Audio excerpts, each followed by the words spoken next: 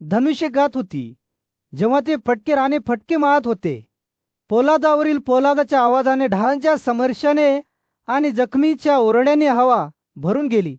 सूर्यप्रकाशात चमकणाऱ्या त्यांच्या तलवारी सोमदत्ताच्या मुलाविरुद्ध शन या तरुण योद्ध्याने सामना केला. जसजशी लढाई वाढत गेली तसंच योद्धे अधिकाधिक संतत होत गेले. त्यांचे फटके अधिक तीव्र आणि अधिक अचूक होऊन गेले. ते भिडले तसतशी त्यांच्या पायांखाली पृथ्वी थरथरत गेली. त्यांचे धनुष्य देवदूतांच्या समुगीतासारखे गात होते. आवाज कर्णमधुर होता. पोलाद आणि आवाजाचा कर्कश आवाज होता जो जगाचा पायाच हलवत होता. आणि तरीही गोंधळ आणि विध्वंसालर्णन, सौंदर्य, सन्मान आणि धैर्याचे क्षण येत होते. एका योद्ध्याचा रडण्याचा आवाज हवेत प्रतिध्वनित होत होता. जेव्हा तो पडला, त्याचे कवच शत्रूच्या बाणाने फुटले. आणखी एक योद्धा उंच उभा होता. त्याची तलवार विजयात उंच होती. त्याचे डोळे विजयाने झगमगत होते. लढाई जोरात सुरू होती. एक कळ कुरुक्षेत्रातील युद्धभूमी मृत्यू आणि विध्वंसाचे अस्ताव्यस्त क्षेत्र बनली होती. संजयच्या शब्दांनी गाजा धृतराष्ट्राच्या डोळ्यासमोर उलबडणाऱ्या हत्याकांडांचे एक स्पष्ट चित्र रेखाटले. एकेकाळी राक्षसाने वेढलेले थोर योद्धारो आणि रथाच्या उन्मादात एकमेकांविषयी भिडले युद्ध जसजसे वाढत गेले तसच नातेसंबंध आणि मैत्री यांच्यातील भेद नाहीसे होत गेले. मुलांनी त्यांच्या वडिलांना ओळखले नाही किंवा भावाने एकमेकांना ओळखले नाही. मित्र मित्रांच्या विरोधात गेले आणि नातेवाईकांनी नातेवाईकांना ठार मारले. एकेकाळी शक्तिशाली हत्तींनी सोन्याच्या सापळ्यांनी सजवलेले त्यांचे दांडे एकमेकांना फाडले, तर त्यांचे घोडेस्वार त्यांच्या पायाखाली चिरले गेलेले वाहन 4,000 वर स्वार घोडेस्वार एकमेकांवर उड्या मारत असताना स्टीचा संघर्षाचा आवाज हवेत प्रतिध्वनित होत होता. लांब दाग असलेले तीक्ष्ण आणि परिश केलेले बाण आकाशातून सापांसारखे पडले, जे पुन्हा पुन्हा खऱ्या अर्थाने धक्कत होते. शूर योद्धे वेगाच्या धावपट्ट्यांवर उंच उड्या मारत कार योद्ध्यांना सहजपणे चिरडत होते. कोसळलेल्या लोकांच्या ओरडण्याने हवा भरून गेली. काही जण आपल्या नातेवाईकांना हाक मारत होते, तर इतर मरणासन्न अवस्थेत वेदनेने रडत होते. त्यांच्या जखमा निषेप म्हणून ओरडत असतानाही त्यांचे शरीर जखडले आणि जखमा झालेल्या शूर क्षत्रियांनी हार मानण्यास नकार दिला. इतर त्यांची ताकद कमी होत होती. ते पाण्याची भीक मागत होते. त्यांच्या कोरड्या घशात तहान लागली होती. हुतापालथीच्या दरम्यान शक्तिशाली सशस्त्र योद्धा भीष्म त्याच्या चांदीच्या दर्जाच्या सुशोभित रथावर उभा होता. त्याच्या उपस्थितीमुळे पांडवांची विभागणी स्थिर झालेली दिसत होती, जे भीष्माच्या प्रचंड सामर्थ्याला तोंड दे डगमगू लागले. जेव्हा तो पतिवीरांमध्ये आपले स्थान मिळवण्यासाठी निघाला, तेव्हा मेरूच्या शिखराखालील चंद्राच्या कक्षेत भीष्माच्या दर्जाच्या प्रकाशाच्या तुलनेत फिकटपणा दिसत होता नाही. जोरात सुरू होती ते एक भयानक आणि भीतीदायक देखावा, जो त्याच्या भयावतेचा साक्षीदार असलेल्या सर्वांच्या आठवणीमध्ये कोरला जाईल. आणि संजयचे शब्द शोकांतिकेप्रमाणे युगानुयुगे प्रतिध्वनित झाले. युद्धाच्या विनाशकारी शक्तीचा पुरावा. महायुद्ध सुरू असताना युद्धभूमीवर सूर्य मावळत होता. सकाळ संपली होती आणि पोलादाचा संघर्ष हवेत प्रतिध्वनित होत होता. महामहिमांचा मुलगा भीष्म गोंधळात उंच उभा होता. त्याचे पालमीरा मानक हे धृतराष्ट्र सैन्यासाठी आशेचा दीपस्तंभ होते. दुर्मुख कृतवर्मन कृपास आल्या आणि विविस्ती अर्जुनचा मुलगा अभिमन्यूने आग्रह करून त्याचे रक्षण करण्यासाठी भीष्माकडे गेले. 5 पराक्रमी कार योद्ध्यांनी भीष्माचे रक्षण केले. जेव्हा त्याने पांडवांच्या यजमानावर हल्ला केला, त्याच्या वृंदन डोक्याच्या खांबांनी शत्रूच्या केशांना कोयत्यासारखे कापले आणि त्याच्या पार्श्वभूमीवर विनाशाचा मार्ग सोडला. जसं भीष्म पांडवांच्या सेनीत खोलवर शिरत होता, तसंच त्याचे मानद चिदी काशी करुषा आणि पांचालांच्या माध्यमातून सहजपणे सरकत होते. नाईत त्याच्या रथावर नाचताना दिसत होता. जेव्हा तो त्याच्या मार्गावर धावत होता, शत्रूच्या पाठोपाठ शत्रूला मारत होता. काही हत्ती त्यांच्या जिव्हाळ्याच्या भागावर वेदनेने ओरडत होते. आगाच्या भरात अभिमन्यू शुद्ध सोन्याने सुशोभित आणि कर्णिकाराच्या झाडासारखे दिसणारे त्याचे मानक घेऊन भीष्माच्या रथाकडे धावला. त्याने कृतवर्मनला एका बाणाने साल्याला 5 बाणांनी आणि भीष्माला 9 बाणांनी कमकुवत केले. एका चांगल्या बाणाने त्याने दुर्मुखाचा सारथी आणि कृपाचा सुने धनुष्य कापले. अभिमन्यूने धृतराष्ट्र योद्ध्यांवर बाणांचा पाऊस सुरूच ठेवला. त्यांचे स्तर तोडले आणि त्यांचा संकल्प कमकुवत केला. भीष्माने स्वतःच्या बाणांनी प्रत्युत्तर दिले, परंतु अभिमन्यूने 9 बाणांनी भीष्माचे स्तर कापून हे काम बरोबर सिद्ध केले. सुभद्राच्या मुलाचे पराक्रम उघडकीस येतात युद्धभूमीवरील लोक आश्चर्यचकित झाले. अर्जुनाचा भाऊ भीमानेही त्याला होकार देत होकार दिला, पण भीष्म इतका सहजासहजी पराभूत होणार नव्हता. त्याने आकाशीय शस्त्रे बोलावली आणि अभिमन्यूला हजारो बाणांनी झाकले. आपल्या मुलाचे रक्षण करण्यासाठी पांडवांचे 10 महान धनुर्धर आणि पराक्रमी रथ योद्धे अभिमन्यूच्या रथाच्या दिशेने धावले. त्यांचे नेतृत्व विराट, धृष्टद्युम्न, भीम आणि सात्यकी करत होते. परंतु भीष्म अविश्वास होता. त्याने 5च्या राजकुमाराला 3 बाणांनी आणि सात्यकीला 10 बाणांनी छेदले. युद्ध त्याच्या चर्मकर्षावर पोहोचताच विराटाचा मुलगा उत्तराने त्याच्या दांड्याच्या हत्तीवर स्वार होऊन साल्याकडे धाव घेतली. परंतु साल्याने हत्तीचा उद्वेग तपासला आणि त्याला सापासारखा दिसणाऱ्या डार्कने खाली पडले. राजकुमार हत्तीच्या मानेवरून पडला आणि साल्याने हत्तीचा शिरच्छेद केला. धृतराष्ट्र योद्धे पुन्हा एकत्र आले.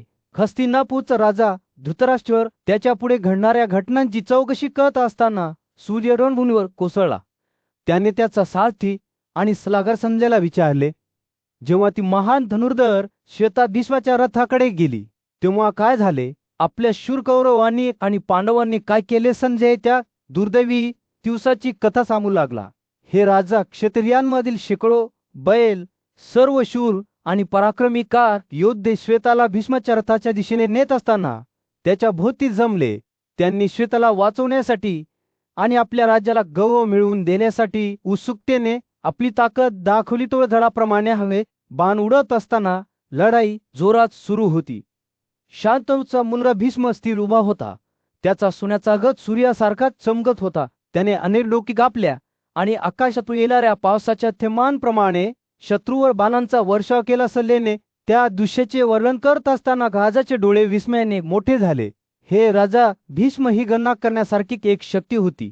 त्याची शक्ती सूर्याच्या बरोबरीची होती आणि त्याने आपल्या बाणांनी सूर्याला झाकले. ढोलांचा आवाज युद्धभूमी प्रतिध्वनित झाला, ज्यामुळे केस शेवटपर्यंत उभे राहिले. डावीकडे आणि उजवीकडे वीर पडल्याने हे युद्ध अनंत काळासाठी चिरले. सेनापती श्वेता हा कृतीचा एक वावटळ होता, ज्याने थोर राजपुत्रांना शेकवणे चिरडले. त्याचे बाण जाळ आणि वेगाने उडत होते. का युद्धांचा, हत्तींचा आणि घोड्यांचा जीव घेतला, पण भीष्म मेरू पर्वताप्रमाणे स्थिरपणे उभा राहिला. त्याने हिवाळ्याच्या शेवटी सूर्यासारखा त्याच्या शत्रूंचा जीव घेतला. त्याच्या रथाच्या सोनेरी किरणांमुळे तो चमकला. दोन्ही योद्धे भिडले. त्यांचे बाण मृत्यूच्या नृत्यात पुढे मागे उडत होते. राजाचा मुलगा दुर्योधन भीष्माच्या अथक हल्ल्याचा फटका बसल्याचे वाढत्या अस्वस्थतेने पाहत होता. त्याच्या स्वतःच्या सैन्याने भीतीपोटी पलायन केले आणि सेनापतीच्या क्रोधाला एकट्याने तोंड देण्यासाठी आपल्या सेनापतीला सोडून दिले. अनेक राजांनी वेगळ्या दुर्योधनाने युद्धात परत कसे धाव घेतली याचे वर्णन करत संजयने आपली कथा पुढे चालू ठेवली. परंतु श्वेताला थांबवता आले नाही. त्याने त्याच्या शत्रूंना गव्हाच्या कोयत्याप्रमाणे चिरडले. भीष्म आणि श्वेता पुन्हा एकदा भिडले. बाण आणि बाणांची देवाणघेवाण करताना त्यांचे धनुष्य गात होते. लढाई जोरात सुरू होती. दोन्ही बाजूंनी एक चतुर्थांशही दिले नाही. राजाचा मुलगा त्याच्या डोळ्यांसमोर त्याच्या सैन्याची कत्तल होताना घाबरून पाहत होता, पण भीष्म खंबीरपणे उभा होता. त्याचा सोन्याचा रथ आशेच्या दीपस्तंभासारखा चमकत होता. शेवटी श्वेताच विजयी झाली. तिच्या बाणांनी भीष्माच्या धनुष्याला छेदले आणि त्याचे 10 तुकडे केले. उच्च आत्म्याच्या योद्ध्याचा दर्जा कापला गेला आणि राजाचा धनुष्यसाठा कापला गेला. एका मोठ्या युद्धाच्या दरम्यान कुरुचा राजा धृतराष्ट्र, त्याचा सारथी संजय त्याच्यासोबत बसला आणि त्याने घडलेल्या घटनांचे वर्णन केले. त्याने त्यांच्या सेनापती श्वेताच्या मृत्यूबद्दल बोलून सुरुवात केली, जी युद्धात भीष्माने मारली होती. माझा मुलगा धृतराष्ट्र म्हणाला, जेव्हा आमचा सेनापती मारला गेला तेव्हा पांडवासह असलेले आमचे पराक्रमी धनुधारी पांचाल काय केले? त्या दिवशी त्यांनी दाखवलेल्या शौर्याबद्दल मला जाणून घ्यायचे आहे. तो थांबला. त्याचा आवाज भावनेने जड झाला. संजय, मी कबूल करतो की जेव्हा मी हे युद्ध कसे भडकवले ते आठवते तेव्हा माझ्या हृदयाला लाज वाटते. धृतराष्ट्रांचे विचार त्याचा मोठा मुलगा दुर्योधन याच्याकडे वळले, ज्याने हा संघर्ष सुरू करण्यात मोलाची भूमिका बजावली होती. त्याने एकदा पांडवांच्या संरक्षणाखाली आश्रय घेतला होता, परंतु आता त्याने सर्व सन्मानाची भावना सोडून दिली आहे आणि त्यांच्या प्रती द्वेषपूर्ण वर्तन केले आहे, असे धृतराष्ट्र म्हणा ते बोलत असताना संजय युद्धभूमीवर घडलेल्या घटनांचे वर्णन करू लागला. जेव्हा श्वेताला भीष्माने ठार मारले तेव्हा विराटाचा मुलगा शंत, एक कुशल योद्धा, त्याच्या डोळ्यात रात घेऊन पुढे सरसवला. तो त्याच्या रथावर तैनात असलेल्या साल्याकडे धावला आणि बाणांचा पाऊस पाडला. गोंधळ जाणवल्यानंतर पराक्रमी भीष्माने धनुष्य उचलले आणि शंखाकडे धाव घेतली. पांडव यजमान भीतीपोटी थरथरत असताना दोन्ही योद्ध्यांमध्ये चकमक झाली. त्यांचे धनुष्य ओढले गेले. अर्जुनाने त्वरित हस्तक्षेप केला आणि त्याला हानीपासून वाचवण्यासाठी स्वतःला शंख आणि भीष्म यांच्या मध्ये ठेवले. चारही बाजूनी बाणांची झुळूक होत होती. भीष्मचे पराक्रम अतुलनीय होते, कारण त्याने पांचाल योद्ध्यांची सहजपणे कत्तल केली. त्यानंतर त्याने आपले लक्ष पांचालांचा राजा द्रुपद याच्याकडे वळवले, ज्याने त्याला बाणांच्या दारांनी घेरले. पांडवाचे सैन्य उद्ध्वस्त झाले. त्यांचे सैनिक दहशतीतून पळून जात होते. जसा सूर्य मावळू लागला तसंच भीष्म युद्धभूमीवर विजयी होऊन उभा राहिला. त्याचे धनुष्य अजूनही खेळलेले होते आणि बाण अग्नीसारखे धगधगत होते. अर्जुनाच्या नेतृत्वाखाली पार्थांनी विनाश आणि निराशेचा मार्ग मागे सोडून रात्रीसाठी आपले सैन्य मागे घेतले. त्या दुर्दैवी दिवसाच्या घटनांचे वर्णन संज्ञेने पूर्ण करताना पाहिल्यावर धृतराष्ट्राचे शब्द थांबले. त्याचे डोळे दुःखाने भारावून गेले होते. या महान युद्धात काय हरवले होते हे जाणून त्याचे हृदय भारावून गेले होते. युद्धाच्या पहिल्या दिवशी जेव्हा सूर्य मावळू लागला तेव्हा राजा युधिष्ठिरचे सैन्य मैदानातून मागे हटले होते. राजाचा मोठा भाऊ दुर्योधन, त्याचा काका आणि पराक्रमी योद्धा भीष्माला युद्धात रागवलेले पाहून खूप आनंदित झाला. परंतु भीष्माचे पराक्रम पाहून युधिष्ठिर दुःखाने आणि चिंतेने भरून गेला. जो त्याच्या सैन्याला अग्नीने कोड्यात दौतला भस्म करत असल्याचे दिसत होते. युधिष्ठिराने आपले सर्व भाऊ आणि त्यांच्या बाजूचे राजे यांच्यासह जनार्दन कृष्ण यांना भेटण्याची घाई केली. पराभव अपरिहार्य आहे आणि भीष्माची आकाशीय शस्त्रे लवकरच त्या सर्वांचा नाश करतील असा विचार करून तो भावनेने भारावून गेला. तो म्हणाला, हे कृष्ण, हे भयानक पराक्रमी धनुधर भीष्म शुद्ध लोण्याने पोचलेल्या अग्निप्रमाणे माझ्या सैन्याला चाटणाऱ्या त्याच्याकडे आपण कसे पाहू? युधिष्ठिराने परिस्थितीचे वर्णन करताना कृष्णाने लक्षपूर्वक ऐकले आणि त्या सर्वांचा नाश होईल अशी भीती व्यक्त केली. त्याने पाहिले की अर्जुनाचा भाऊ भीम कसा पराक्रमाने लढत होता, परंतु तो देखील भीष्माला न्याय लढाईत पराभूत करू शकला नाही. आणि मग अर्जुन स्वतः होता जो त्यांच्या दुर्दशेबद्दल उदासीन दिसत होता. युधिष्ठिर बोलत राहिला. त्याचे शब्द दुःखाच्या नदीसारखे वाहत होते.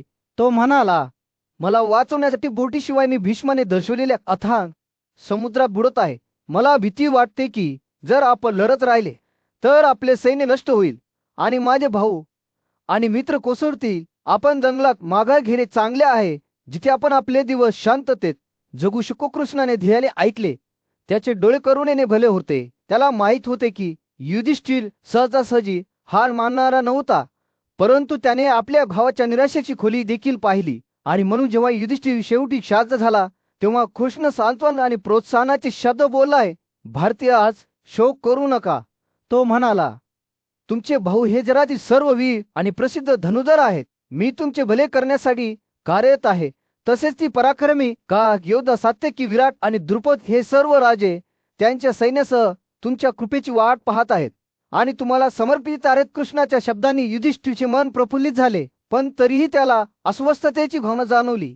त्याला माहित होते की भीष्म हा एक भयंकर शत्रू आहे आणि जर त्यांना त्याचा पराभव करायचा असेल तर त्यांना नवीन नीतीची गरज आहे. आणि म्हणून तो त्यांच्या सैन्याचा सेनापती धृष्टद्युम्न याच्याकडे वळला आणि त्याने त्याचा सल्ला मागितला. धृष्टद्युम्न, ज्याला स्वतः सौम्यने द्रोणाचा मायकरी म्हणून नियुक्त केले होते, त्याला त्यांच्या विश्वासावर विश्वास होता. युद्धभूमीच्या विशाल विस्तारावर सूर्य तडफडत होता. जेव्हा संजय दुर्योधनासोबत उभा होता, त्याचा आवाज जमलेल्या योद्ध्यांना घेऊन जात होता. परा, माझ्या राजकुमार, तो म्हणाला, तुमच्या चुलत भावनांच्या नेतृत्वाखालील आमच्या शत्रूंचा पराक्रमी समूह पांडव पहा. त्यांचे पराक्रमी योद्धे भीम, अर्जुन, नकुल, सहदेव आणि युधिष्ठिर प्रत्येक जण युद्धभूमीवर घडली जाणारी एक शक्ती आहे. संजय बोलत असताना दुर्योधनाचे डोळे दृढनिश्चयाने चमकले. त्याला माहित होते की हा त्याचा क्षण आहे. त्याच्या शत्रूविरुद्ध स्वतःला सिद्ध करण्याची त्याची संधी आहे. चला आपण युद्धात उतरूया, तो ओरडला. त्याचा आवाज त्याच्या सैनिकांच्या तुकड्यामध्ये प्रतिध्वनित होत होता. चला त्यांना कौरवांचे सामर्थ्य दाखवेल गर्जने सर. कौरवांचे सैन्य पुढे सरसावले. त्यांचे झेंडे आणि मानके उंचावली होती. त्यांच्या डोक्यावर सूर्यासारखे चमकणारे त्याचे कवच कुरुचे महान आजोबा भीष्म स्वार झाले होते. त्याच्या मागे एक ज्ञानी आणि शक्तिशाली गुरुद्रोण आला, ज्याच्या पाठोपाठ दुर्योधनचे स्वतःचे भाऊ दुःशासन विकर्ण आणि अश्वत्थामा आलेले जसे ते पुढे सरकत गेले, तसंच ते संजय सैन्याची ताकद आणि कमकुवतपणा दाखवून सैन्याला एकत्र आणत राहिला. त्याने घोषित केले, आमचे सैन्य अपरिमित आहे, कारण ते भीष्माच्या सुमीर नेतृत्वाने संरक्षित आहे. परंतु भीमाच्या नेतृत्वाखालील त्यांचे नेतृत्व मोता येण्याजोगे आहे आणि आपण त्यांचा सामना करण्यासाठी तयार असले पाहिजे. कौरवांच्या सैन्याने एक शक्तिशाली सैन्य दल तयार केले, ज्याच्या मध्यभागी भीष्म होता. द्रोण त्याच्या उजव्या बाजूला उभा होता. त्याला पांडूचे पुत्र नकुल, सहदेव आणि युधिष्ठिर यांनी वेढले होते. डाव्या बाजूला भूरिश्रव, साले आणि भरजत हे स्वार होते. त्यांचे चेहरे जोडनिश्चयाने उभे होते. दोन्ही सैन्य समोरासमोर असताना युद्धभूमीवर एक मोठी शांतता पसरली. हवा अपेक्षेने जड होती. केवळ शस्त्रास्त्रांचा आवाज आणि रथाची चाके फुटण्याचा आवाज.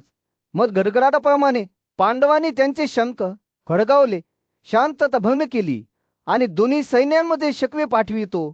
आवाज कर्णबजीर करणारा होता. शंख, ढोल आणि झांजे हे सर्व युद्धभूमीवर प्रतिध्वनित होणाऱ्या आवाजाच्या आवाजात एकत्र मिसळले गेले. कौरवांच्या सैन्याने जोरदार गजनेसह प्रत्युत्तर दिले.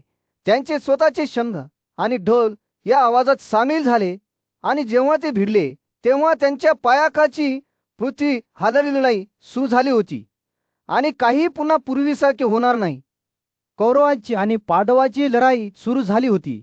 युद्धभूमीवर दोन्ही सैन्यांची एक जबरदस्त फौज तयार झाली होती. कुरुचे आजोबा भीष्म उभे होते. त्यांचे डोळे दृढ निश्चयाने उजळले होते.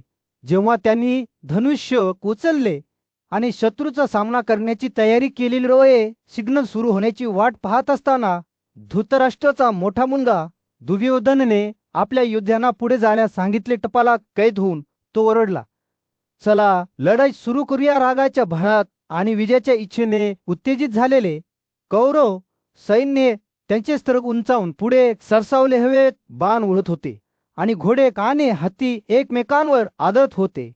भीष्म या पराक्रमी योद्ध्याने पांडूचा मुलगा अर्जुनाला लक्ष्य केले आणि त्याच्यावर बाणाचा वर्षाव केला.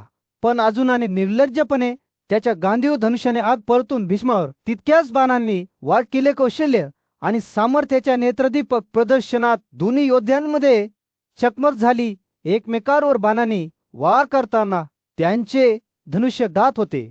त्यांच्या लढाईचा आवाज युद्धभूमीवर प्रतिध्वनित होत होता, ज्यामुळे त्यांच्या पायाखालची पृथ्वी थरथरत होती. नाही सुरू असताना दुर्योधन त्याच्या रथातून चिंतेने पाहत होता आणि भीष्माला प्रोत्साहनपर शब्दांनी आग्रह करत होता. भीष्म अर्जुनाला पुन्हा एकदा सामोरे जाण्याच्या तयारीत असताना क्षत्रिय वापराशी प्रेम करा, तो ओरडला. दोन्ही योद्धे एका भीषण चकमकी घेतले. त्यांचे धनुष्य आवाज आणि राराच्या अस्पष्टतेमध्ये एकापाठोपाठ एक बाण सोडत होते. किती तास लढाई सुरू होती. लढवय्ये त्यांच्या पूर्ण ताकदीने लढत होते. पण कौरवांच्या भीष्माच्या नेतृत्वाखालील पराक्रमी प्रयत्नानंतरही अर्जुन आणि त्याचे सहकारी वचळ होत असल्याचे दिसत होते.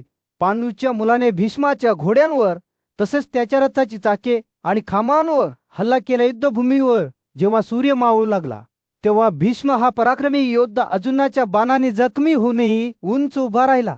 त्याने आपल्या सर्व ताकदीने लढा दिला होता, परंतु शेवटी युद्धाची लाट कौरवांच्या बाजूने वळवण्यासाठी ते पुरेसे नव्हते. संतीच्या अंतिम कृतीमध्ये भीष्माने अर्जुनाचा सारथी वासुदेव याला 2 स्तनांच्या मध्ये 3 बाणांनी मारले.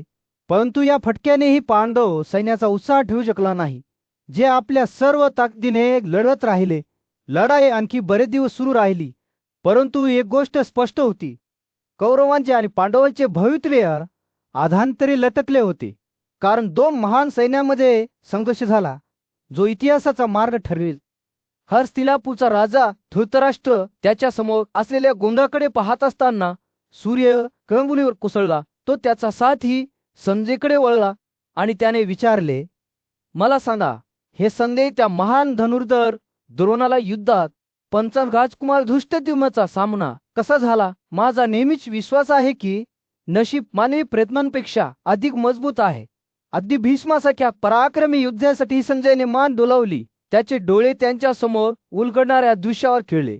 हे राजा, या शौर्याची आणि कौशल्याची कथा ऐका. अर्जुनाचा भाऊ युधिष्ठिर पांडूचा मुलगा कदाचित अजय असेल, परंतु द्रोण ही एक गणना करण्यासारखी शक्ती आहे.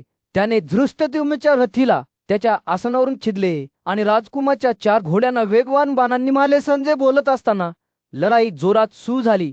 त्याच्या कुटुंबावर झालेल्या हल्ल्यांमुळे रागावलेला धृष्टद्युम्न पुढे सरकला. त्याची तलवार सूर्यप्रकाशात चमकली.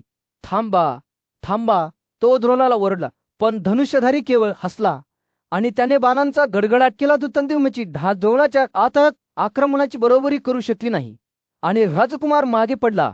त्याचे कवच बाणाने विणले गेले. तरीही त्याने हार मानण्यास नकार दिला. नवीन धनुष्य काढले आणि द्रोणावर 5 वेगवान खांब फेकले. दोन्ही योद्ध्यांमध्ये हालामारी झाली. त्यांचे धनुष्य दायले जात होते. घाम आणि रक्ताच्या सुगंधाने हवा भरून गेली होती आणि त्यांच्या पायांखालील पृथ्वी थरथर कापत होती.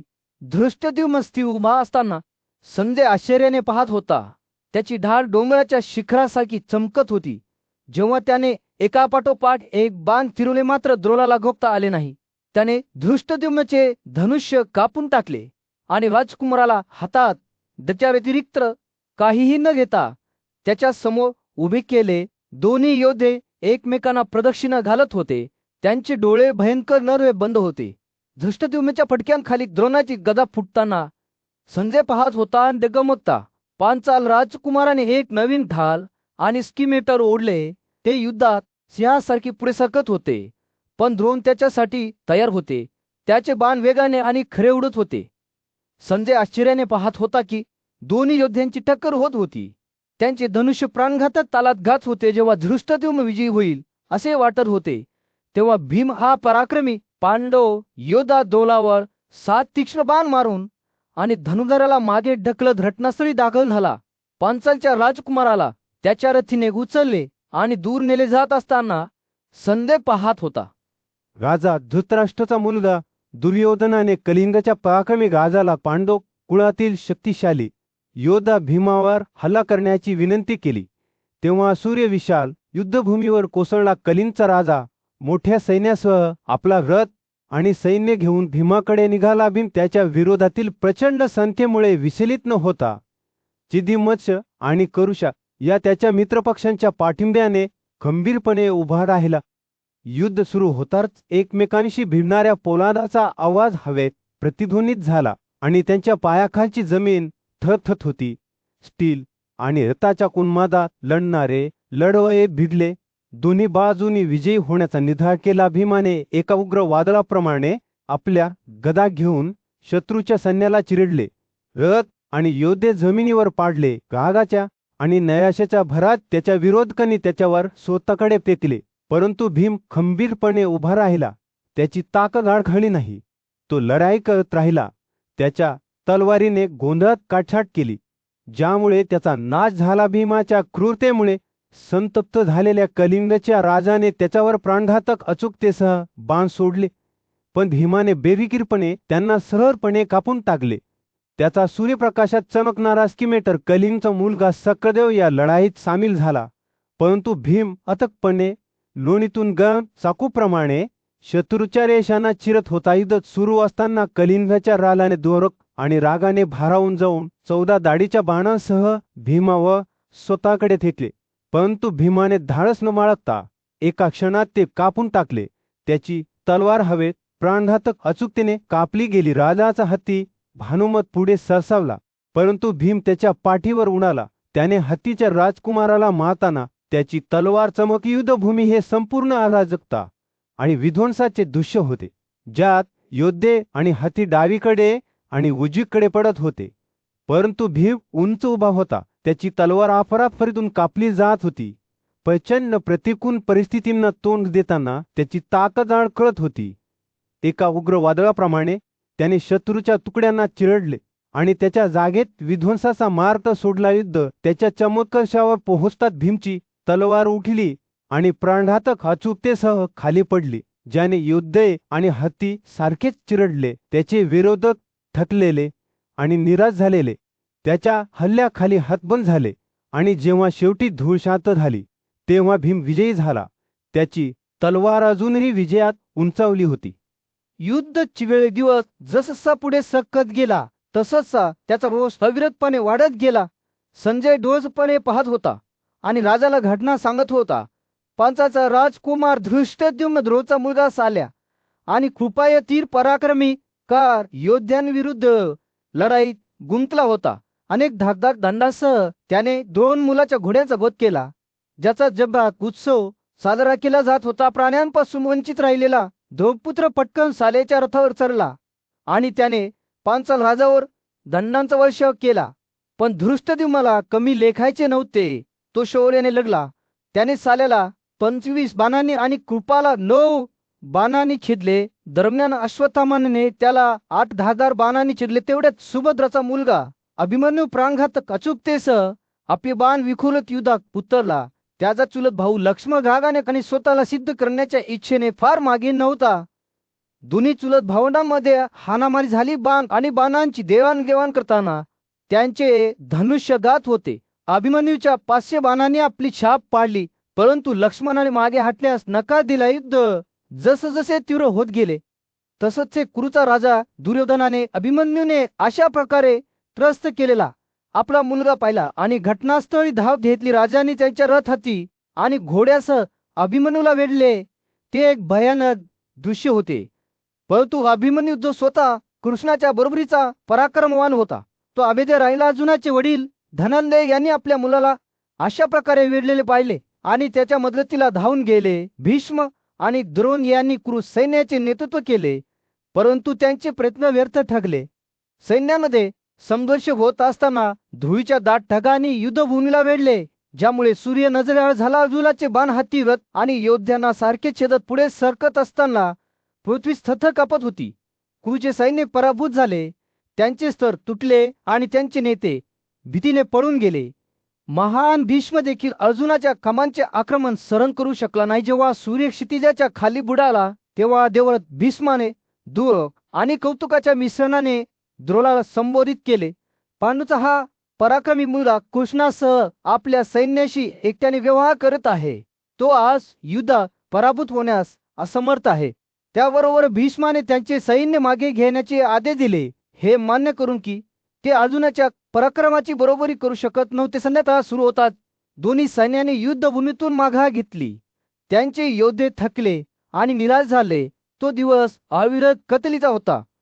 दोन्ही बाजूंना निर्णायक फायदा होऊ शकला नाही. जसजशी रात्र उजाडायला लागली तसच कुरुचे महान आजोबा भीष्म युद्धभूमीवर उभे राहिले. त्यांच्या नजरा त्यांच्या समोर सज्ज असलेल्या सैन्यावर खेळल्या होत्या. पांडवांविरुद्ध विजयासाठी आपल्या सैन्याचे नेतृत्व करण्याचा त्यांचा निर्धार होता, ज्यांना वर्षानुवर्षे हद्दपार करण्यात आले होते आणि आता ते सूड उगवण्यासाठी प्रयत्न करत होते. विश्वच्या सैन्याने गरुड म्हणून ओळखला जाणारा एक शक्तिशाली सैन्यदल तयार केला, ज्याचा नेता सर्वात पुढे होता. या सैन्याचे 2 डोळे दुसरे कोणी नसून भारद्वाजचा मुलगा भूरिगुप्त आणि सात्वताचा एक थोर योद्धा कृतवर्मन होते. अश्वत्थामान आणि कृपा जे त्यांच्या शौर्यासाठी प्रसिद्ध होते, ते त्रिगत मत्स्यकेक्या आणि वाताधारांच्या पाठिंब्याने सैन्याच्या प्रमुखपदी उभे होते. भूरिश्रव साला साल्या भरदत्तर जयद्रथ आणि इतर अनेक शक्तिशाली योद्ध्यांनी गरुडाची मान सुशोभित केली होती. या पराक्रमी पुरुषांना मद्रक, सिंधू, सौवी आणि पंचनोद सामील झाले, जे सर्वजण त्यांच्या राजाच्या सन्मानासाठी लढण्यास उत्सुक होत्या. संरचनेच्या पाठीमागे दुर्योधन त्याच्या निष्ठावंत अनुयायांनी वेढलेला होता. तर विंदा आणि अनुविंदा यांनी कामोश आणि सुसेनासह सैन्याची शेपूट तयार केली. मगध, कलिंग आणि दशरथ सर्व फौजदारी उरल्या बाजूचे होते. दरम्यान डाव्या बाजूला वृत्रवालाच्या नेतृत्वाखाली करुषा, विकुंडला, मुंदा आणि कौरवी उभे होते. इतके गर्विष्ठ आणि युद्धासाठी उत्सुक असलेले हे सैन्य जवळजवळ अजय दिसत होते. जेव्हा भीष्माच्या सैन्याने त्याची जागा घेतली, तेव्हा पांडूचा मुलगा अर्जुनाने स्वतःच्या सैन्याचे सखोल नजरेने सर्वेक्षण केले. त्याला माहित होते की ही लढाई इतर कोणत्याही लढाईपेक्षा वेगळी असेल, जी त्यांच्या राजाचे भवितव्य ठरवेल. त्याच्या बाजूला धृष्टद्युम्न ठेवून त्याने आपल्या सैन्याची एक प्रतिकृती तयार केली, जी भीष्माच्या सेनेला प्रतिबिंबित करत अर्जुनाच्या रांगाच्या उजव्या शिंगाचे नेतृत्व भीम करत होता, जो दूरच्या देशांतील राजांनी वेळलेला होता. ते सर्व शस्त्रसज्ज होते. त्याच्या शेजारी विराट आणि द्रुपद पराक्रमी का योद्धे उभे होते. त्यांनी पांडवांप्रती आपली निष्ठा दर्शविली होती. नीला त्याच्या अस्त्रासह त्यांच्यावर पहारा देत होता. सहलमाच्या मध्यभागी इतर शूर योद्ध्यांच्या पाठिंब्याने धृष्टद्युम्न, शिखंडी आणि पांचाल उभे होते. राजा युधिष्ठिर न्यायी आणि निष्पक्ष याने आपल्या हाती तुकडीचे युद्धात नेतृत्व केले, तर सात्यकी, हिरावान आणि घटोत्कच त्याच्या बाजूने लढण्यासाठी तयार उभे होते. शेवटी अर्जुनाच्या गणेशाच्या डाव्या शिंगावर त्याचा रक्षक कृष्ण उभा होता. पांडवांच्या आणि कौरवांच्या सैन्याच्या युद्धभूमीच्या विशाल विस्तारावर सूर्य कोसळला. जेव्हा पोलाद आणि फुटलेल्या लाकडाच्या वेळेपणात पांडव आणि कौरवांचे सैन्य आमने सामने आले. या महाकायाच्या संघर्षाचे इतिहासकार संजय पराक्रमी कार योद्धा धनंजयने अर्जुन शत्रूच्या तुकड्यांवर आपले बाल सोडताना लक्षपूर्वक पाहत होते. युगाच्या शेवटी स्वतः विध्वंसकाप्रमाणे अर्जुनाचा क्रोध ती एक गणना करण्यासारखी शक्ती होती. गौरवाची इच्छा आणि हार मानण्यास नकार यामुळे प्रेरित होऊन कौरवांनी त्यांच्या पराभवामुळे न डगमगता लढा दिला. त्यांनी अनेक ठिकाणी पांडवांची रेषा मोडली, परंतु स्वतः देखील तुटले. लढाई चिघळली. दोन्ही बाजूंना वर्षमा मिळवता आला नाही. धुळी त्यांच्या भोवती फिरत होती, सूर्याला झाकत होती आणि लढणाऱ्या सर्वांना आंधळे करत होती. कत्तल जसजशी तीव्र होत गेली तसचे संजय दोन्ही सैन्यातील योद्ध्यांना एकमेकांशी भीषण लढाई करताना पाहिले. का योद्ध्यांची कार योद्ध्याशी झटापट झाली. त्यांच्या चमकणाऱ्या तलवारी सूर्याच्या प्रकाशात चमकू लागल्या. हाती स्वार युद्धभूमीवर गडगडत होते. त्यांचे रुंद डोक्याचे खांब आणि बाण त्यांच्या शत्रूंच्या तुकड्यांचे तुकडे करत होते. पायदळ लढले. त्यांचे लहान बाण आणि युद्ध कुऱ्हाड त्यांच्या प्रतिस्पर्ध्यांच्या शरीरावर खोलवर दोष करत होती. दोन्ही सैन्याने वर्चस्वासाठी संघर्ष करत असताना रक्त आणि घामाच्या सुगंधाने हवा दाट होती. संजय आश्चर्याने पाहत होता, कारण लढवये सर्व दिशा गमावत असल्याचे दिसत होते. मुख्य मुद्द्यांची किंवा अगदी स्वतःच्या जीवाची पर्वा न करता लढत होते. गोंधळाच्या या गोंधळात दोन्ही बाजूंचे दोन महान योद्धे भीष्म आणि द्रोण नेते म्हणून उदयास आले. त्यांनी पांडवांची रेषा सहजपणे मोडून काढली, परंतु लवकरच भीम, सात्यकी आणि राक्षस पुत्र घटोत्कच यांच्या प्रतिहल्लाचा त्यांना सामना करावा लागला. लढाई तीव्र झाली. दोन्ही बाजूंना वर्षमा मिळवता आला नाही. लढाई जसजशी तीव्र होत गेली तसचे कौरव राजकुमार दुर्योधनाने आपल्या सैन्याला एकत्र केले आणि पांडवांवर भीषण हल्ला केला. अर्जुनाने त्याचा प्रखर क्रोध प्रत्युत्तराचे नेतृत्व केले. त्याला सात्यकी आणि त्याचा मुलगा अभिमन्यूचा पाठिंबा होता. ही लढाई स्टील आणि रथाची अस्पष्टता होती, ज्यात दोन्ही बाजूंचे योद्धे डावीकडे आणि उजवीकडे पडलेल्या भयंकर आणि भयानक संघर्षात संजय पाहिले की जराशे झाडेच उलगडायला सुरुवात झाली आहे. त्याच्या भोवती असंख्य डोके नसलेली चड्डी उभी राहिली, जी केलेल्या विलासाचा एक गंभीर पुरावा होती. आणि तरीही अशा हत्याकांडादरम्यानही योद्धे त्यांच्या विजयाच्या अविचल इच्छेने प्रेरित होऊन लढले. फाल्गुनी अर्जुन त्याच्या मध्यभागी असल्याने लढाई चिघळली. रागाच्या घरात कौरव राजांनी त्याला हजारो रथांनी वेढा घातला. बाण भाले आणि गदा सोडल्या, परंतु अर्जुनाने निर्लज्जपणे आपल्या सोन्याने सजलेल्या बाणांनी त्यांच्या हल्ल्याचा प्रतिकार केला आणि आपल्या अलौकिक कौशल्याचे प्रदर्शन केले. लढाई जसजशी तीव्र होत गेली तसच सात्यकी आणि अभिमन्यू यांना सुवलाचा मुलगा आणि त्याच्या सैन्याने वेढा घातला. सुवलाच्या मुलाच्या नेतृत्वाखाली शूर योद्ध्यांनी सात्यकीच्या गाडीचे तुकडे केले, परंतु तो वेगाने अभिमन्यूच्या वाहनाकडे वळला. त्यांनी एकत्र येऊन शत्रूला सरळ बाणांनी ठार मारण्यास सुरुवात केली. दरम्यान द्रोण आणि भीष्म पांडवांच्या सैन्याशी संघर्ष करत राहिले. त्यांना धारदार दंडांनी चिरडून टाकले, परंतु त्यांच्या पराक्रमी प्रयत्नानंतरही कौरव सैन्य अपयशी ठरले आणि हजारो गत योद्धे सर्व दिशांनी पळून गेले. एकेकाळी शक्तिशाली सैन्य आता अस्ताव्यस्त झाले होते. भीम आणि घटोत्कच यांनी धैर्याने लढा दिला आणि युद्धभूमीवर उल्लेखनीय कामगिरी केली. तथापि दुर्योधनाच्या आगमनाने त्यांची गती रोखली, परंतु भीमसेनाने लवकरच त्याचा संयम परत मिळवला. ज्याने दुर्योधनाला एका बाणाने छेदले, ज्याने त्याला मूर्ख बनवले. कौरवांचे सैन्य दहशतीतून पळून जात होते. युद्ध त्याच्या चरमोत्कर्षावर पोहोचताच प्रिशताचा मुलगा धृष्टद्युम्न आणि राजा युधिष्ठिर यांनी शत्रूच्या सैन्याला ठार मारण्यासाठी सैन्यात सामील झाले. त्यांचे 10,000 बाण निर्दयी ठरले. असंख्य योद्ध्यांचा नाश केला. अगदी भीष्म आणि द्रोणांना देखील गोंधळ रोखण्यासाठी संघर्ष करावा लागला, परंतु त्यांचे प्रयत्न शेवटी व्यर्थ ठरले. त्यांचे सैन्य अस्थिर अवस्थेत असताना दुर्योधन त्याचे आजोबा भीष्माकडे मार्गदर्शन मारत वळला. आजोबा, त्याने विनवणी केली. मी काय म्हणतो ते ऐका. जेव्हा तुम्ही जिवंत असाल आणि द्रोण, कृपा आणि आमचे इतर सहकारी असतील, तेव्हा माझे सैन्य दहशतीतून कसे पळून जाईल? पांडव तुमच्या पराक्रमाची किंवा माझ्या पराक्रमाची बरोबरी करू शकत नाही. तसेच ते द्रोणाच्या मुलाची किंवा कृपाची ताकद लढवू शकत नाहीत. भीष्माचा प्रतिसाद कठोर होता. अनेक वेळा मी तुमच्याशी स्वीकारार्ह आणि चांगुलपणाने भरलेले शब्द बोललो आहे, पण तुम्ही त्यांचे ऐकण्यास नकार देता. पांडव लढाईत अजय आहेत, अगदी देवांच्या विरोधातही. तथापि त्यांची प्रगती रोखण्यासाठी मी जे काही करू शकेन ते मी करेन. हे राजा, आता साक्षीदार व्हा, कारण मी तुझ्या सन्मानाचे रक्षण करण्यासाठी एकटाच लढेन. भीष्म आणि पांडवांमधील महाकार्याच्या संघर्षासाठी मंच तयार करण्यात आला होता. जेव्हा दोन्ही सैन्यांमध्ये चकमक झाली, शंखनाद झाला, ढोलांचा गडगडाट झाला आणि आवाजाच्या कर्कश आवाजाने झालवाजी लढाई जोरात सुरू होती, ज्याचा परिणाम अनिश्चितपणे संतुलनात लटकत होता. युद्धभूमीवर सूर्य मावळत होता आणि खाली असलेल्या गोंधळावर सोनेरी चमक येत होती. धृतराष्ट्राचा मुलगा भीष्मक अजूनही रागाने पेटला होता. तो आपल्या मागे सैनिकांची मोठी फौज घेऊन पांडवांच्या सैन्याकडे धावला होता.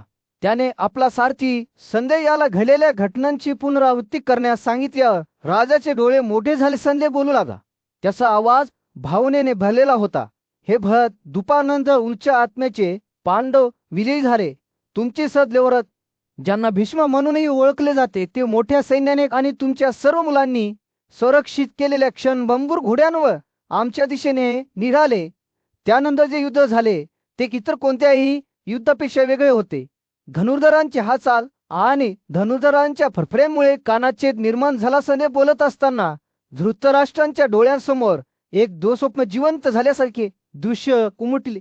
मेघ, मुकुट आणि मुकुट पडण्याचा आवाज दगडी जमिनीवर घडघडाटासारखा होता, असे त्यांनी वर्णन केले. जखमी आणि मरणासन्न लोकांच्या रडण्याने हवा भरून गेली होती. त्यांचे मृतदेह रणभूमीवर डोंगरांच्या निळ्या शिखरांप्रमाणे विखुरलेले होते. शत्रूचा मुलगा भीष्म हा गोंधळात उंच उभा होता. त्याचे धनुष्य सतत तिरावर्तुळात ओढले जात होते आणि तो विषाच्या सापांसारख्या धगधगत्या बिंदूंचे खांब मारत होता. तो त्याच्या रथाच्या मागावर नाचत होता. त्याच्या हालचाली इतक्या वेगवान आणि हलक्या होत्या की तो एकाच वेळी सर्वत्र उपस्थित असल्यासारखा वाटत होता. अर्जुनाच्या नेतृत्वाखालील पांडव भीष्मच्या पराक्रमाची बरोबरी करू शकले नाही. त्याचे बाण बरोबर उडाले, योद्ध्यांना सहजपणे खाली पाडले. त्यांचे शरीर देवांनी गिनले. पांडुपुत्रांचे सैन्य डगमगले आणि डगमगले. त्यांचे अरे आणि अरे असे ओरडणे हवेत प्रतिध्वनित झाले. संध्याने आपली कथा पुढे सांगतात. धृतराष्ट्राचे डोळे भीतीपोटी पसरले. त्याचा स्वतःचा मुलगा भीष्म युद्धभूमीवर धुमाकूळ घालत होता. त्याचे बाण देवांनी उधळलेल्या वादळासारखे उडत होते.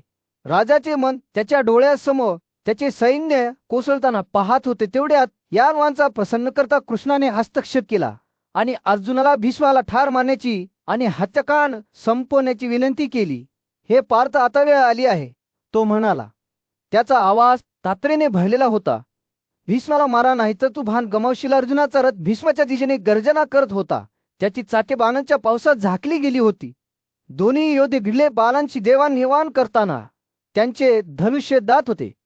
युद्धाचे भविष्य आधांतरी होते आणि धृतराष्ट्र केवळ आश्चर्याने पाहू शकत होता, जेव्हा त्याचा मुलगा आणि अजून युगानुयुगे दोन युद्धात गुंतले होते आला. जसजशी रात्र उजाळायला लागली तसतसे युद्धाच्या इच्छेने उत्तेजित झालेल्या त्याच्या क्रोधाने उदात्त आत्म्याले भीष्माने पराक्रमी कुरु सैन्याचे युद्धात नेतृत्व केले. त्याला द्रोण, दुर्योधन आणि जयद्रथ यांच्यासह त्याच्या निष्ठावंत साथीदारांनी वेढले होते. त्यांच्या तुकड्या देवांच्या युद्धभूमीवर आकाशीय योद्ध्यांप्रमाणे परिपूर्ण क्रमाने सज्ज होत्या. जसजसे ते पुढे सरकत गेले तसंच ते हत्तींच्या पाठीवर उंचावलेले भव्य मानक चमकू लागले. त्यांचे रंग लाल, पिवळे, काळे आणि तपकिरी इंद्रधनुष्याच्या रंगाच्या झेंड्यासारखे हवेत हलवत होते. सैन्य स्वतःच एका अलौकिक ऊर्जेने चमकताना दिसत होते. त्याचे घोडदळ, पायदळ आणि रथविजेने चार्ज केलेल्या वादळासारख्या ढगांच्या गर्दीसारखे त्याच्या समोर उभे होते. अर्जुनाच्या नेतृत्वाखालील पांडवांना क्रूर सैन्याच्या प्रवेशाचा सामना करावा लागला. त्याच्या मानकावर वालांचा राजकुमार हनुमानाची प्रतिमा होती. शक्तिशाली कार योद्धा किरीटीने बळकट केलेला आणि अभेद्य ढालाने संरक्षित केलेला त्याचा विभाग हल्ला करण्यासाठी अभेद दिसत होता. दोन्ही सैन्यांमध्ये चकमक सुरू असताना युद्धभूमीत मोठ्याने ढोल वाजवणे, शंख वाजवणे, शिंगडे वाजवणे आणि लेवनाईन ओरडणे यांच्या कर्कश आवाजाने हवा भरून गेली होती. त्यांच्या पायांखाली पृथ्वी थरथरत होती. जेव्हा धनुर्धरांची तारा वळत होती आणि बाण मागे सकत होते, लहान सूर्यांसारखे चमकणाऱ्या सोनेरी ताऱ्यांनी सुशोभित ढालघाई जोरात सुरू होती. त्याचा प्रकोप केवळ भीष्माच्या आघाताच्या तीव्रतेशी जुळला होता.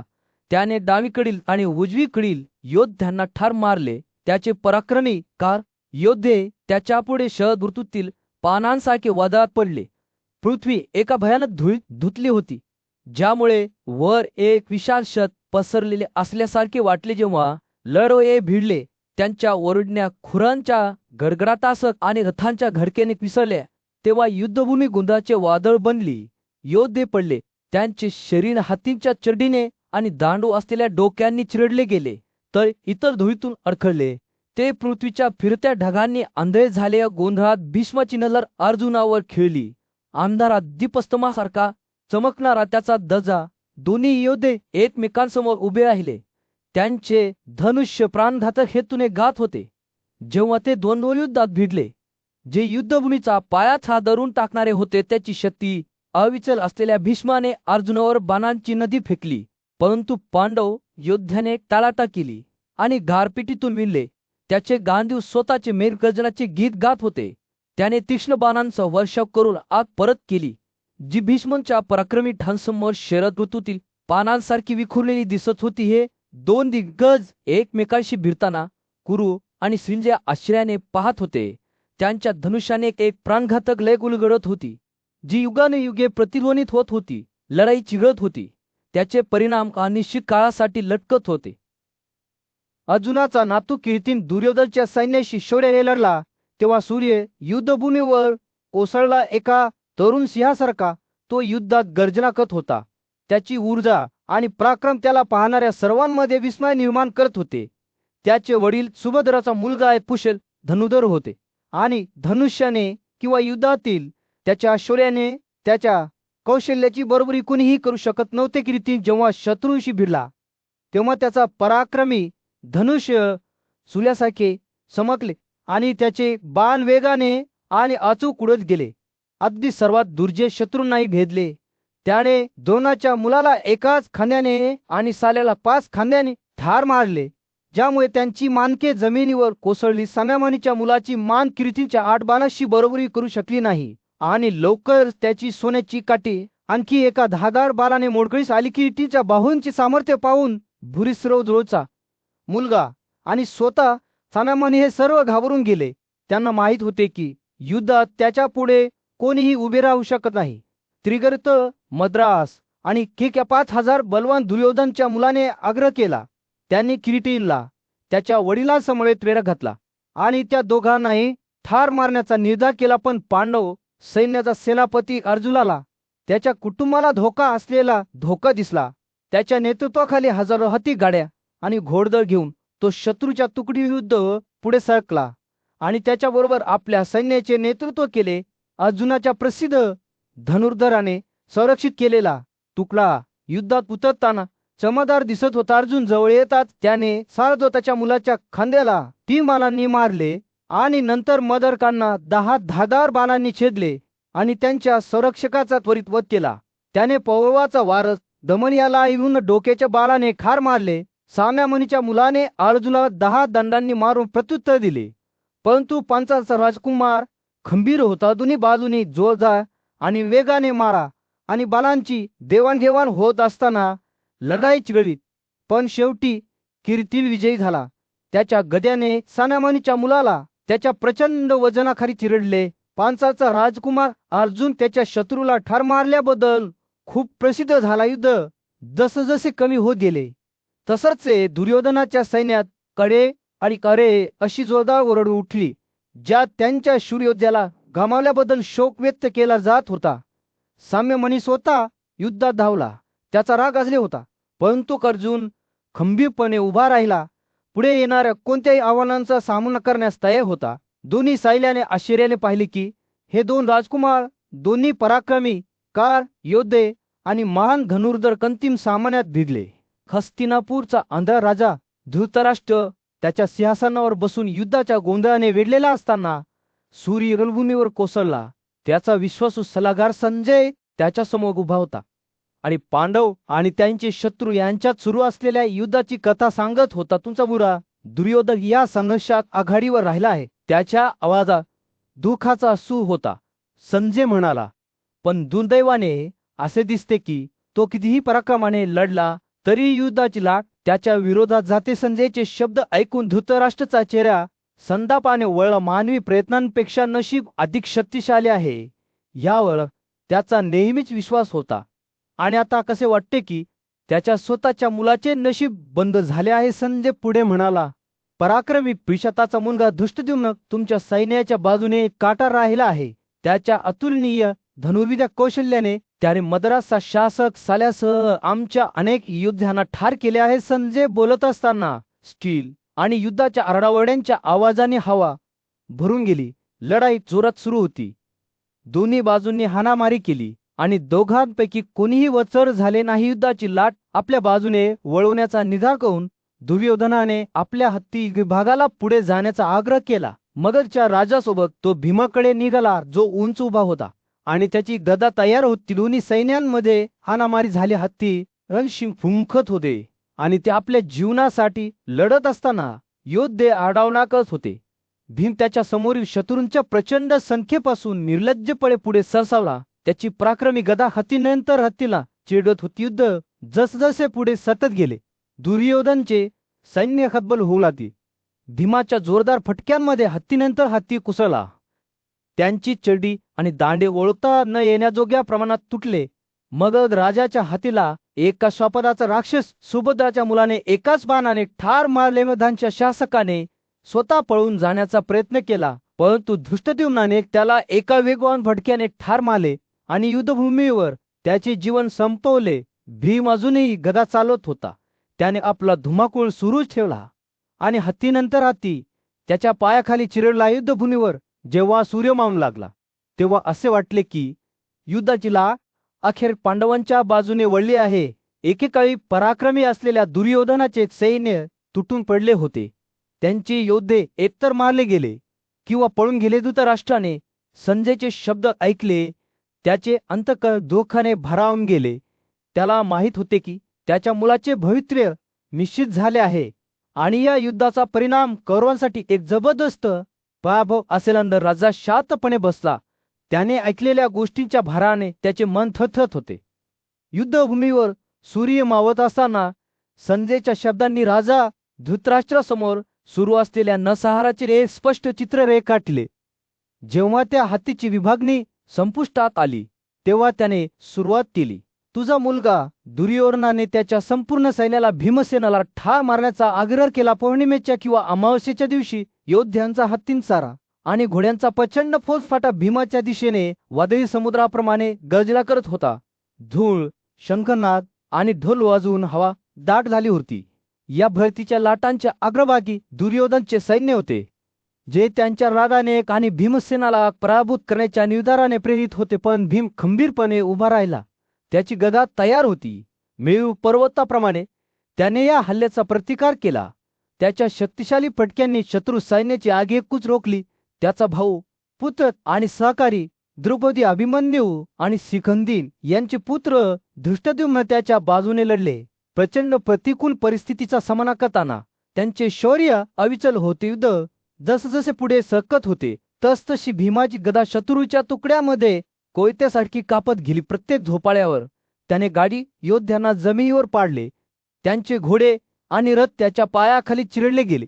युद्धक्षेत्र हे यमचे भयानक निवासस्थान बनले, ज्यात मृत पुरुष आणि प्राण्यांचे मृतदेह विखुरलेले होते, स्वतःचा जीव घेत असल्याचे दिसत होते.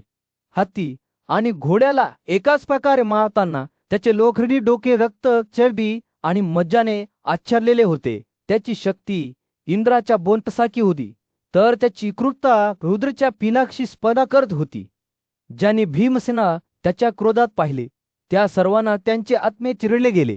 त्यांची इच्छा त्याच्या राडाच्या तीव्र शक्तीने मोडकळीस आलेला सहसा तो मृत्यूप्रमाणे पुढे सकत होता.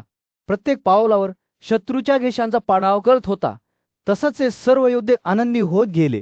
भीमाने जिथे जिथे नजर टाकली तिथे शत्रू वेगळलेला दिसत होता, जणू त्याची उपस्थितीच विनाशाचा आप्रदूत होती. आणि मग त्याच्या सौर रथावर भीमसेनाने पुढे सकत असलेल्या भीष्मच्या आकृतीकडे नजर फिरवली.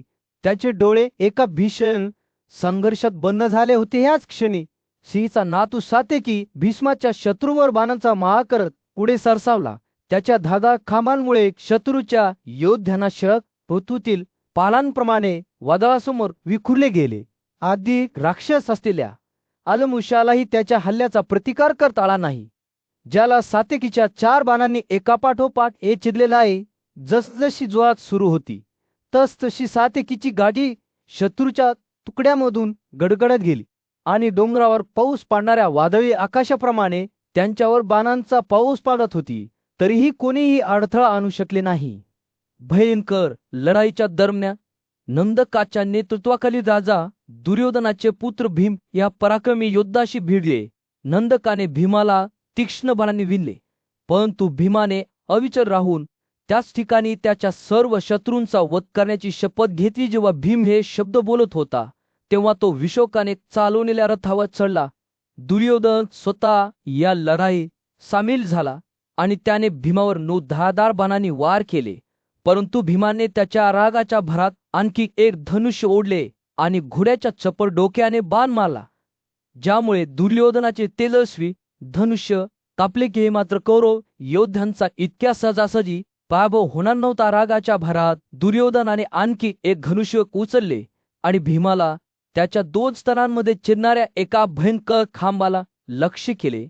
तो पराक्रमी योद्धा वेदनेने मूर्छित होऊन जमिनीवर पडला. पण भीमसेन फार काळ खाली राहणार नव्हता. भानावर आल्यावर त्याने दुर्योधनावर 5 बाण मारले आणि नंतर आणखी 25 बाण साल्यावर मारले. त्याने त्याला सोन्याच्या टोकांनी छेदले. साल्याला युद्धापासून दूर नेण्यात आले. त्याचा पराभव झाला. धृतराष्ट्राच्या 14 मुलांनी, ज्यात सेनापती सुषेना आणि जलसन यांचा समावेश होता, भीमसेनावर हल्ला चढवला आणि त्याच्यावर असंख्य बाणांचा वर्षाव केला. पण भीमाने त्याच्या ताकदीने त्या प्रत्येकाला एकामागून एक चिरडले. घोड्याच्या चपलाचे डोके असलेल्या काठीने सेनापती 3 बाणांनी जलसन आणि एकाच रुंद डोक्याच्या काठीने उग्रयुद्ध सुरू असताना भाड्याच्या मंदेदांच्या हत्तीवर स्वार झालेले भगदत्त अचानक घटनास्थळी प्रकट झाले. त्याने भीमाला बाणांच्या झोतात झाकले, ज्यामुळे तो सूर्याला झाकलेल्या ढगांसारखा अदृश्य झाला. परंतु पांडव योद्ध्यांना त्यांच्या स्वतःच्या पराक्रमावर अवलंबून राहून हा झपाटा सहन करता आला नाही आणि त्यांनी भगदत्ताला बाणांच्या झोताने वेढले. त्या हत्तीलाच भीषण दंडांच्या सरींनी विणले होते. त्याचे शरीर रक्ताने माखलेले होते. सूर्यप्रकाशाने रमलेल्या ढगांच्या समूहासारखे ते पाहणे सुंदर झाले. परंतु त्याचे भयानक मिलन पहा ते पराक्रमी कार योद्धे आनंदी झाले. रागाच्या भरात राजा भगदत्ताने भीमसेनाला त्याच्या 2 स्तनांमध्ये एका सरक खांद्याने मारले. तो महान धनुष्यधारी आणि योद्धा त्याच्या झेंड्याची काठी धरून जमिनीवर पडला आणि दष्टीच्या त्या क्षणी हिडिंबीचा मुलगा राक्षस घटोत्कच पुन्हा प्रकट झाला आणि त्याने भयंकर रूप धारण केले. अंजना, वामन आणि महापद्मक या 3 हत्तींसह तो ऐरावत हत्तीवर स्वार झाला. राक्षसांनी स्वार केलेले हे पराक्रमी हत्ती प्रचंड आकाराचे होते, ज्यांचा रस स्टील ओळींनी खाली सतत होता आणि ते प्रचंड वेगाने आणि पराक्रमाने संपन्न होते. युद्धाच्या दरम्यान राजा धृतराष्ट्र आपल्या सिंहासनावर बसला होता. पांडवांच्या पराक्रमांच्या संध्येच्या कथा ऐकताना त्याचे हृदय भीती आणि आश्चर्याने भारावून गेले होते. त्याला युद्धाच्या परिणामाची नेहमीच चिंता वाटत होती. परंतु आता त्याच्या मुलांनी त्यांच्या शत्रूंकडून वारंवार पराभव झाल्याचे ऐकून त्याची चिंता निराशेत बदलली. माझ्या मुलांची पांडवांनी कत्तल केली आहे. धृतराष्ट्राने संज्ञेला दोघांनी सांगितले, पांडूच्या मुलांनी कोणती तपश्चर्या केली आहे, त्यांना असे कोणते वरदान मिळाले आहे ज्यामुळे ते युद्धात अजय होतात. त्याच्या सैन्याचा वारंवार पराभव होत असल्याची कल्पना त्याला सहन झाली नाही आणि त्याला असे वाटले की ते एक माणूस केवळ 2 हातासह विशाल समुद्र ओलांडण्याचा प्रयत्न करीत आहे. संजय जो युद्धाच्या घटनांचे वर्णन करत होता त्याने राजाची भीती शांत करण्याचा प्रयत्न केला. कोणत्याही अलौकिक शक्तीमुळे तुझ्या मुलांचा पराभव होत नाही, तो म्हणाला. त्यांनी त्यांच्या कृतीमध्ये फक्त धार्मिकता आणि नैतिकतेच्या मार्गाचे अनुसरण केले आहे. पांडव बलवान आहेत कारण ते कर्तव्य आणि न्यायाच्या भावनेने मार्गदर्शित आहेत. संजय पुढे म्हणाला, तुमच्या मुलांच्या कमकुवतपणाचे कारण पांडवांमध्ये नाही तर तुमच्यामध्ये आहे. तुम्ही विदुर, भीष्म आणि द्रोण यांच्यासारख्या ज्ञानी व्यक्तींच्या सल्ल्याकडे दुर्लक्ष केले आहे, ज्यांनी तुम्हाला युद्धाच्या धोक्यांविषयी इशारा दिला होता. तुमचा अहंकार आणि त्यांचा सल्ला ऐकण्यास नकार यामुळे हे पतन झाले आहे. संजय बोलत असताना धृतराष्ट्राचे मन त्याचा मुलगा दुर्योधन याच्याशी झालेल्या संभाषणाकडे वळले. तरुण राजकुमार भीष्माकडे पांडवांच्या यशाचे स्पष्टीकरण मागण्यासाठी गेला होता. दुर्योधनाने विचारले, पांडव कोणावर अवलंबून आहेत? शहाणा आणि आदरणीय नातू भीष्म प्राचीन काळापासून एक कथा सांगण्यास सुरुवात करत असताना जाणून बुजून हसला. ब्रह्मांडाचा निर्माता असलेल्या ब्रह्माने एकदा वासुदेव या सर्वोच्च देवाची त्याच्या दैवी रूपात पूजा कशी केली होती याबद्दल त्याने सांगितले. वासुदेव हा विश्वाचा स्वामी आहे. भीष्म म्हणाला, तो सर्वशक्तिमान आणि सर्वज्ञ आहे. त्याच्या संरक्षणामुळेच पांडव युद्धात अजय आहेत. भीष्म बोलत असताना धृतराष्ट्राला आपल्यावर भीतीची भावना जाणवली. त्याच्या लक्षात आले की त्याच्या मुलांचा पराभव केवळ त्यांच्या स्वतःच्या कमकुवतपणामुळे नव्हे तर पांडवांचे ढालाप्रमाणे रक्षण करणाऱ्या वासुदेवच्या सामर्थ्यामुळे झाला आहे. या क्षणी धृतराष्ट्राच्या चिंतेचे रूपांतर परम ईश्वराप्रती असलेल्या श्रद्धेमध्ये झाले. त्याला माहीत होते की तो नेहमीच सत्याकडे डोळेझाक करीत होता आणि शहाणपणाचा सल्ला ऐकण्यास त्याने नकार दिल्याने त्याच्या मुलांचे पतन झाले होते. संजयने बोलणे संपल्यावर राजाने वसुदेच्या सामर्थ्याची कबुली देत नम्रतेने मान झुकवली. प्राचीन ज्ञानाच्या क्षेत्रात विश्वचिंतनशील अवस्थेत बसला. त्याचे डोळे दूरच्या भूतकाळाकडे केंद्रित झाले.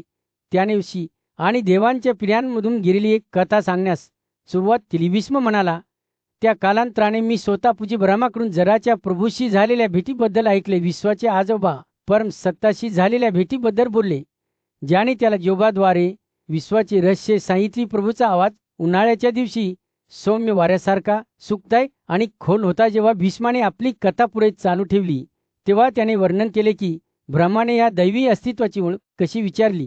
तो कोण आहे? देव, ऋषी आणि गंधर्वांना विचारले की तुम्ही इतक्या नम्रतेने पूजा केली आणि इतक्या उच्च शब्दामध्ये स्तुती केली. ब्राह्मणाने उत्तर दिले, ज्याला म्हणतात जो सर्वोच्च आहे, जो सध्या अस्तित्वात आहे आणि सर्व काळ राहील, मी त्याच्या सदैव आनंदी आत्म्याबरोबर देखील बोलत होतो. ब्रह्माने सभेला सांगितले की त्याने विश्वाच्या प्रभूला वासुदेवच्या कुटुंबात मानवामध्ये जन्म घेण्यासाठी विनंती केली होती. असुरांच्या वधासाठी पुरुषांच्या जगात जन्म घ्या. ब्राह्मण म्हणाला होता, भगवान मानवी रूप धारण करून नर आणि नारायण या 2 प्राचीन ऋषी सोबत असतील जे युद्धात अजय होते. ब्रह्माने वासुदेवाचे वर्णन सर्वोच्च रहस्य, सर्वोच्च आश्रय, सर्वोच्च ब्रह्मा आणि सर्वोच्च वैभव असे केले आहे. तो क्षयही प्रकट आणि शाश्वत आहे असे ब्राह्मण म्हणाला. तोच आहे ज्याला पुरुष म्हणून गायले गेले आहे, जरी कोणीही त्याला समजू शकत नाही. ब्रह्मा आणि भगवान यांच्यातील या भेटीबद्दल भीष्म बोलत असताना त्याचे श्रोते आश्चर्य आणि कुतूहलाने भरून गेले. देव आणि ऋषींनी ब्राह्मणाचे शब्द कसे ऐकले आणि आनंदाने स्वर्गात कसे परतले गे त्याने त्यांना सांगितले. भीष्म पुढे म्हणाले, आणि म्हणून मी राम, मार्कंडेय, व्यास आणि नारद यांच्याकडून वासुदेव या प्राचीन व्यक्तीबद्दल ऐकले आहे. त्यांनी त्याला शाश्वत भगवान, सर्व जगाचा सर्वोच्च देव आणि महान गुरु म्हणून संबोधले, ज्यांच्यापासून ब्रह्म स्वतः जन्मला आहे. वासुदेवच्या दैवी स्वभावाचे वर्णन करताना भीष्माचे शब्द सद्यने उत्प्रोत झाले. भीष्म म्हणाला, तो चांगुलपणाने भरलेला आहे आणि अंधार आणि उत्कटतेच्या सर्व गुणांपासून दूर आहे. भीष्म म्हणाला, जिथे कृष्ण आहे तिथे धार्मिकता आहे आणि जिथे धार्मिकता आहे तिथे विजय आहे. त्याने उघड केले की पांडवांना त्यांच्या युद्धांमध्ये त्याच्या सर्वोच्च उत्कृष्टतेच्या योगाद्वारे आणि त्याच्या आत्म्याच्या योगाद्वारे आधार देण्यात आला होता. दूरवर नजर फिरवत असताना भीष्माची कथा संपरी तो शाश्वत देव आहे, सर्वत्र पसरलेला आहे. एका भव्य सभेमध्ये धृतराष्ट्रांचा ज्येष्ठ पुत्र दुर्योधन